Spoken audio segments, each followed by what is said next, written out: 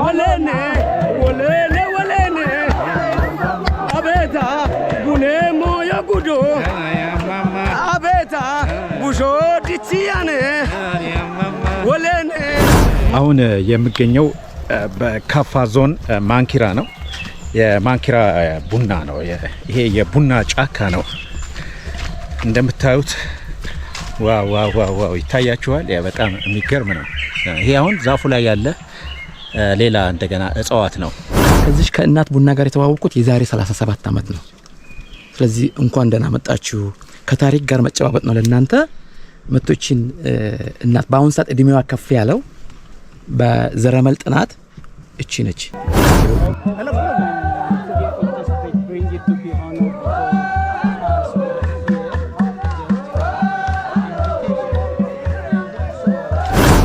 ዋው ዋው ዋው ይታያችኋል። በስማ እንዲህ አይነት መልክዓ ምድር ውስጥ በራሱ ጉዞ ማድረግ ትልቅ የመንፈስ እርካታን የሚሰጥ ነው።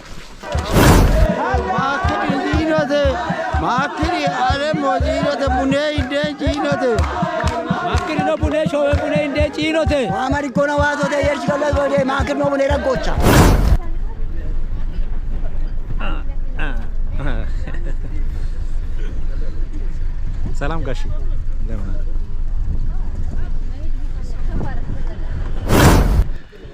እንግዲህ በፈረስ ጉዞ ተጀምሯል።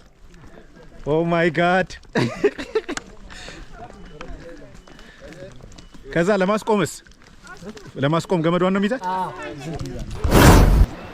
ድልድዩ ወዮ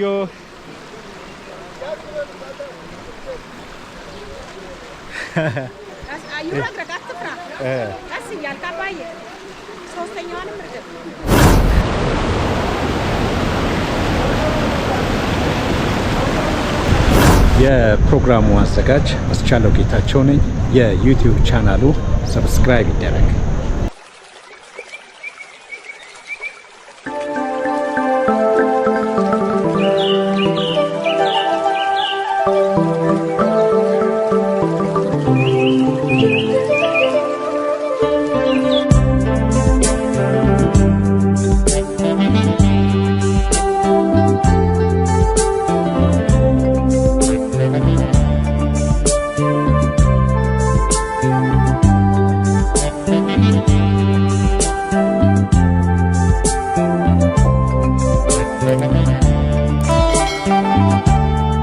ወደ ማንኪራ ጉዞ እያደረግን ያለ ነው። ከቦንጋ ከተማ ወጥተን ገዳም አካባቢ ወደ ኮንታ የሚያስኬደውን አስፋልት ተሻግረን አሁን ትንሽ አስቸጋሪ መንገድ ነው። አንድ 4 ኪሎ ሜትር የውስጥ ለውስጥ መንገድ አለ። መንገዱ ግን ትንሽ አስቸጋሪ ነገር ነው እንደምታዩት።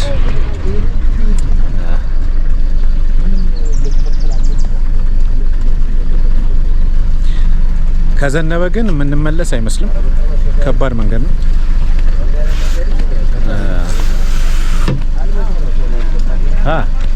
እንዴት ነህ? ማነው ስምህ? ዳኛቸው። ወዴት እየሄድክ ነው? ታች ነው የምትሄደው? ኦኬ። ተማሪ ነህ? ምንድን ነው የምትሰራው? ተማሪ ነኝ። ስንተኛ ክፍል? 6ኛ። እሺ። ቻው ዳኙ።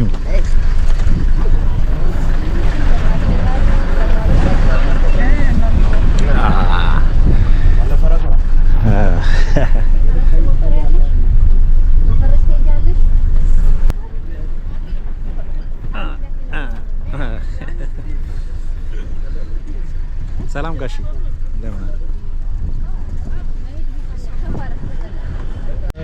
ቀደም እንደነገርኳችሁ ወደ ማንኪራ የሚያስኬደን መንገድ ትንሽ አስቸጋሪ ነው። አጋጣሚ ሆኖ ደግሞ ሌሊት ሲዘንብ ነው ያደረው። እና መኪኖቹ ኮስትሮቹ መሄድ አልቻሉም። አሁን በእግር እየወረድን ያለ ነው። 1-4 ኪሎ ሜትር ያህል ነው እና የተወሰነ የእግር መንገድ አለን። መንገዳችን ተጀምሯል። እስቲ ወደፊት ላሳያችሁ።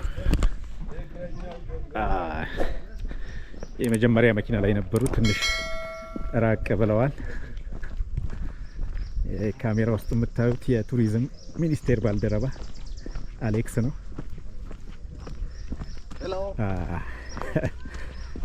መጥተህ ታውቃለህ እንዴ አሌክስ? ከዚህ በፊት የመጀመሪያ ነው። ትንሽ በነገራችን ላይ የእግዚአብሔር ድልድይም በዚሁ መንገድ ላይ ነው ያለው።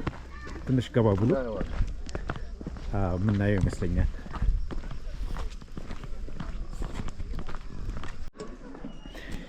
የኔ ፈረስ እቺ ነች። አሁን ፈረስ መጥቶልናል። ወንድሜ ፈረስ ይዞልኝ መጥቷል። አሁን በፈረስ እንሄዳለን። አባቴ ዋው ዋው ዋው!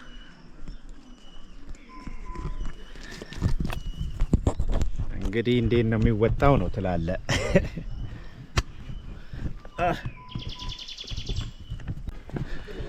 እንግዲህ በፈረስ ጉዞ ተጀምሯል። ኦ ማይ ጋድ! ከዛ ለማስቆም ገመዷን ነው የሚይዛት። እንግዲህ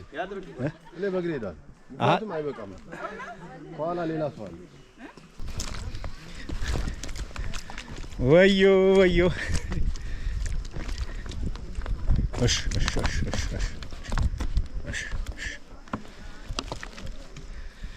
እንግዲህ የፈረስ ጉዟችን ይህን ይመስላል። ገና አንድ ድልድይ አለ። ድልድዩ ጋር ስደርስ እንዴት እንደምሆን እንጃ። ያው ከኋላም እንትን እያሉ ነው።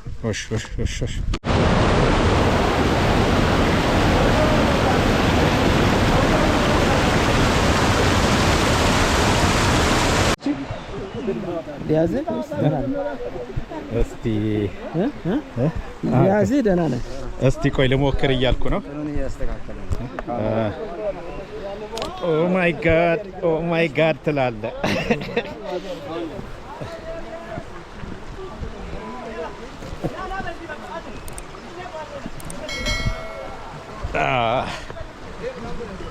ዋው! እንግዲህ ይሄ ድልድይ ኧረ በስመ አብ! አንተ እንዴት ነው የሚሄደው ሰውየው? ቀደም አንተ እሱን እንትን ልትለው ነው እንዴ? ሽላፍ ለለፍ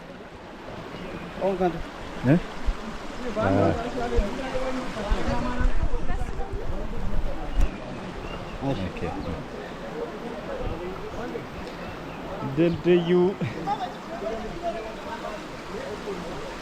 ወዮ!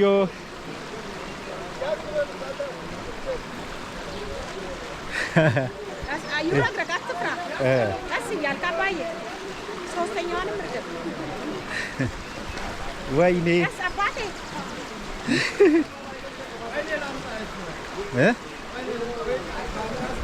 ካሜራውን ሲያስፈራ።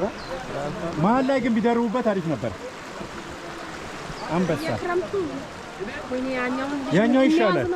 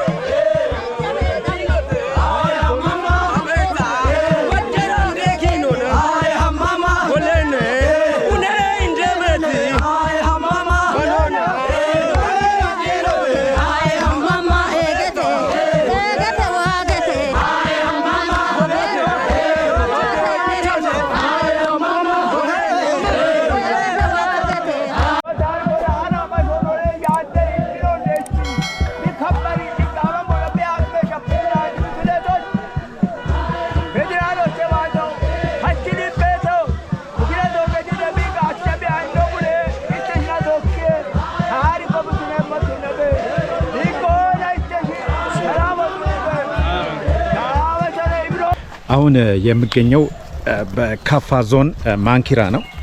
የማንኪራ ቡና ነው። ይሄ የቡና ጫካ ነው እንደምታዩት።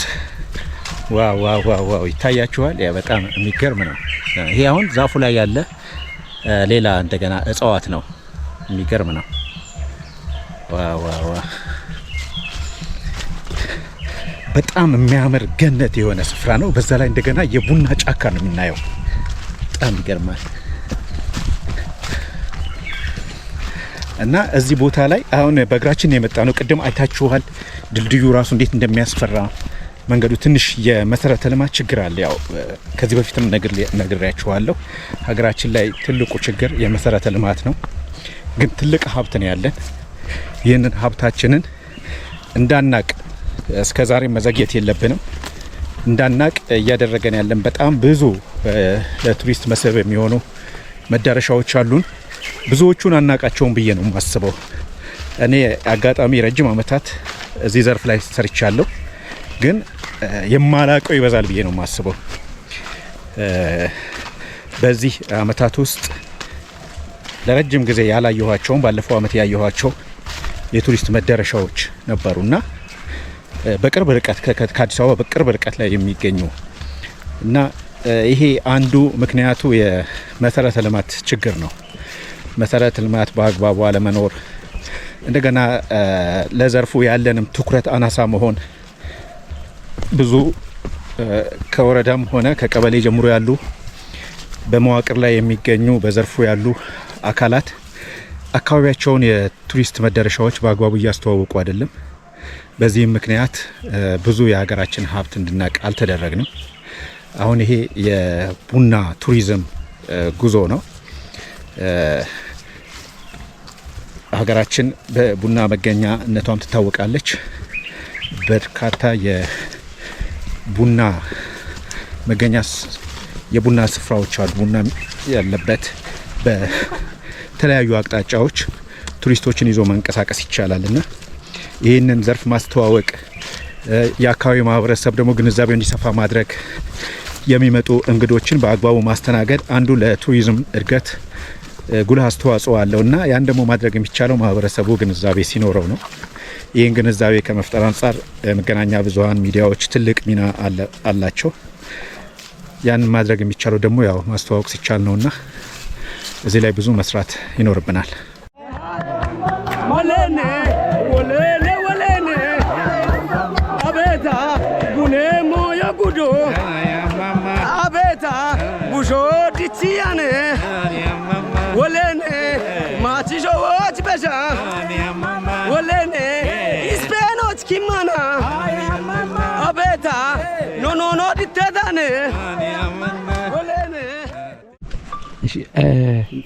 ሰለሞን ተክሌ ነው የሚባለው። ያደግኩት ቦንጋ እዚህ ከፋ ቦንጋ ነው። ከዚህ ከእናት ቡና ጋር የተዋወቅኩት የዛሬ 37 ዓመት ነው። ስለዚህ እንኳን ደህና መጣችሁ። ከታሪክ ጋር መጨባበጥ ነው ለእናንተ መቶችን እናት በአሁን ሰዓት እድሜዋ ከፍ ያለው በዘረመል ጥናት እቺ ነች። የሁሉም በዘመን የትኛውም በዓለም ቦታ ያለው ኮፊ አረቢካ የተነሳችው ቦታ እቺ ቦታ ነች። የዘርግንድ የዘረመል እየተጠና ሲመጣ የመጀመሪያ እንኳን ደህና መጣችሁ ከእናታችሁ ጋር ለመተዋወቅ ነው። እኔ እናቴ ነው የምለው። ለኔ እናት ቡና እናቴ ማለት የእናቴን ሲመልሱ የሚል ዘመቻ ጀምሬያለሁ። ኮፊ አረቢካ መባል መቆም አለበት፣ ኮፊ ካፋ ወይም ኮፊ ኢትዮጵያ መባል አለበት የሚል ከ3 ዓመት በፊት እንኳን ደህና መጣችሁ ከሷ ጋር ለመተዋወቅ ነው። እቺ ነው where it starts የሚለው where it begins የሚለው የቡና ታሪክ ሲነሳ ከዚህ ነው የሚጀምረው። this is the spot ቡና ታሪክ የሚጀምርበት ማለት ነው። እንደምታዩት አርጅታለች። ቅርፊቷን ማየት ይችላልላችሁ። አርጅታለች። በየአመቱ ከመጣው ጀምሮ ላለፈው 37 ዓመት ቢያንስ 15 ጊዜ መጥቼ ሰላም ላንቺ ይላለሁ። ሰላም ለኪ ነበር፣ ሰላም ላንቺ ይላል። የቡና ታሪክ ነክ አታችመንታችን ኢትዮጵያ እንደ ኢትዮጵያ ቡና ታሪክ ዝም ብሎ ከመሃል ላይ የተነሳ ሳይሆን ታሪክ አለው። ታሪክ ሲባል ደግሞ from time immemorial ገና ከፍጥረት ጀምሮ የዘረመል አጥኚዎች ምን ያሉ የዚችን ዘር ወስተዋል። በአለም ላይ እንግሊዝ ሀገር ውስጥ ነው ያለው ቦምብ ፕሩፍ ቦምብ ፍንዳታ የሚቋቋም የቡና ናሙና አለ የደረቀ። መቼ ሄደ? በ15ኛው ክፍለ ዘመን ሄደ። የት ሄደ? ስዊድን። ከስዊድን ያው ኮፊ አረቢካ ብሎ የሰየመው ካርሊናውስ እሱ ሲሞት ከሚስቱ ጆን ስሚዝ ሰር ጆን ስሚዝ የሚባል እንግሊዛዊ በ1773 ገዝቶ ይዞ ወሰደዋል። እና አሁን ያለው ምንድነው የቡና ናሙና የትኛውም የዘረመል አጥኚ ከሷ ይወስድና እውነት አሁን the living አሁን በህይወት ያለው ቡና ሁለቱ መጥቶ ማፕ ያረጋሉ ወይ ነው። ማፕ ሰው ዲኤንኤ አጥንቶ ሲመጡ የሚወድቀው የት ጋር ነው? እዚች እናት ጋር ለዛ ነው እናት ቡና ያልኩት።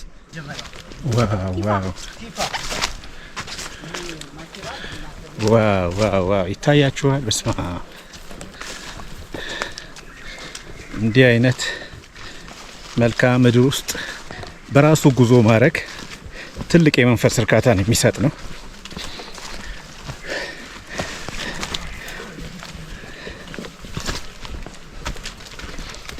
ማይ ጉድነስ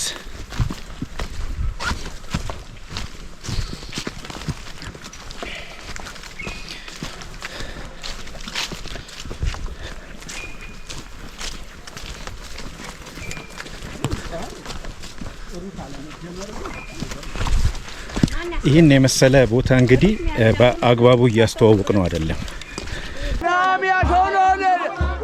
ደች ወለዶ ማክር ቀባሎት በላ ወደ ማርያም ግብ ገደሆ ታይድሞ ሽናሽ ከናቶት ቡኔን ማክር ጂኖት ማክር አለም ጂኖት ቡኔ እንደ ጂኖት ማክር ነው ቡኔ ሾዌ ቡኔ እንደ ጂኖት ዋማሪ ኮና ዋቶቴ የርሽ ገለት ወደ ማክር ነው ቡኔ ረጎቻ ዋማ ሰላም ነው ዋቶቴ የር ገለቴ ዋማሪ ኮና ቡኔ ማሪው ሸግቶቴ that the people they just brought it from their house. They just make this rock. They bring it to be honored for us.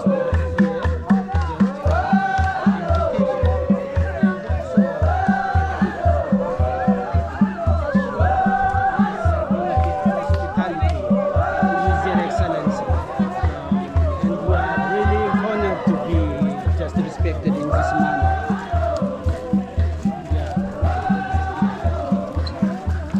መታጠቢያ ነው። ውሃ አይቀርብልህ። ይሄ ውሃ አይቀርብልህ። ይሄን አንስተ አንድ ሶስት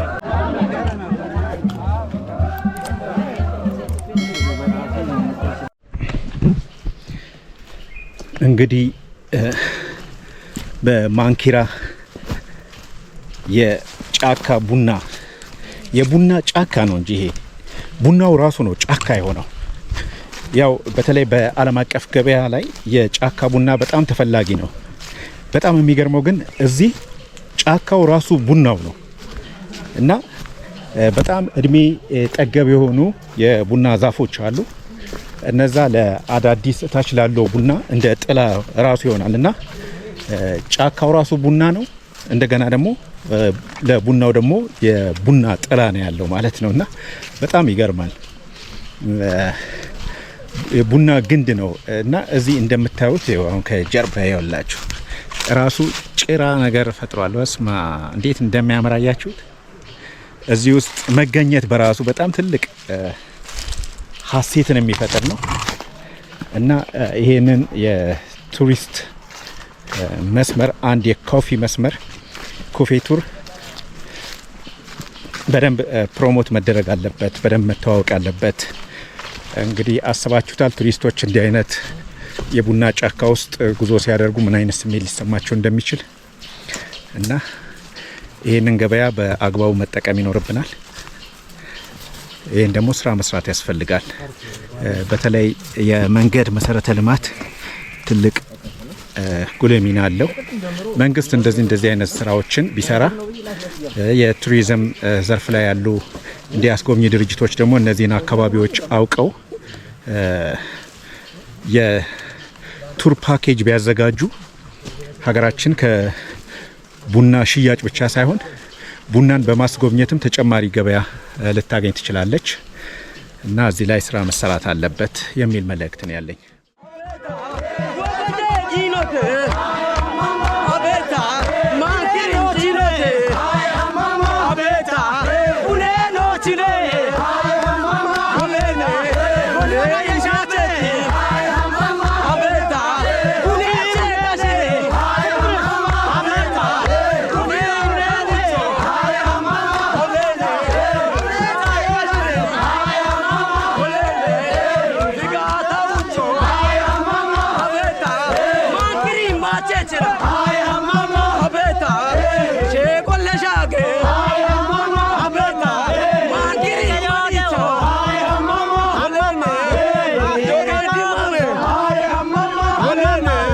ቦኔ